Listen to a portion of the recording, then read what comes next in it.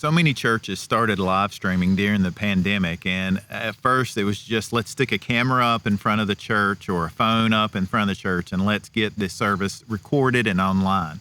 But as you start getting into it, you realize the importance of having good audio. And there's several ways you can provide better audio to your live stream, and I wanted to give you a few options to think about. One is this works great, especially if you have a digital soundboard. But it also works on an analog board as well, is you just simply run your live stream audio as a separate aux feed or a matrix feed from your current board.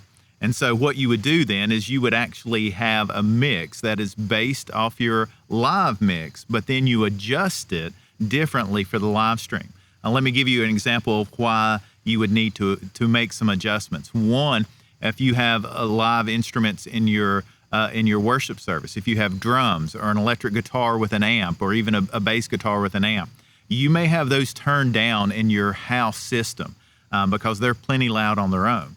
But on the live stream, you'll need to boost those back up.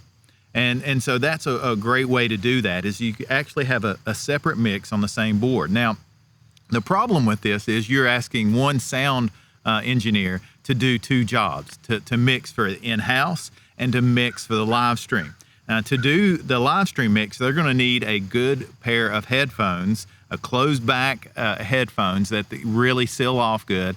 And I suggest even to turn down the house speakers and not turn the subwoofers off to actually mix that while your band is warming up to get a starting point. It's not going to be ideal, it's not going to be perfect, but it will get you close. And another thing to consider to do an aux feed live stream like that is to add some crowd mics. These are microphones that would be condenser microphones pointed back at the crowd. And the reason you would add those is to give some feel for the room back into the live stream. And so those would not be fed to the house, just only to the live stream mix, and it makes a huge difference. You can add some reverb to the mix too, just so it's not so dry sounding, and so it kind of livens it up, but don't overdo it with the reverb, or people will really notice and it will just sound weird. So that's the first way you can do it, is through an aux feed on your soundboard. The second way, and this again works especially well with the newer digital boards, is to actually have a second board, a second soundboard. And if you have a digital board, many times you can network those two boards together. So you run a single cable between them. You can actually then mix on the second board a completely separate mix. This requires a second sound engineer. You can put this in an isolated room with some good monitor speakers. And you can get an incredible sound that way as well.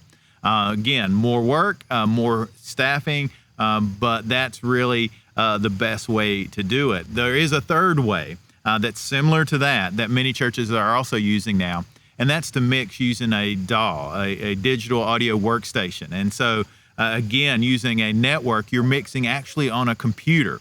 And with this, you can add in plugins. You can do all sorts of advanced mixing on the computer, drum replacement, pitch correction, all sorts of stuff using a computer. Again, it would be in a separate room with good monitors, but that's not it's not out of the reach for even small to mid-sized churches if you have the right people that know what they're doing. So 3 options: an aux feed mix, a second soundboard, or a mixing through your computer using a DAW. So I hope this gives you some ideas, but really to take your sound to the next level, you need to move beyond just taking your house sound and plugging it into your live stream. And so these are three great ways to improve the quality of your live stream audio.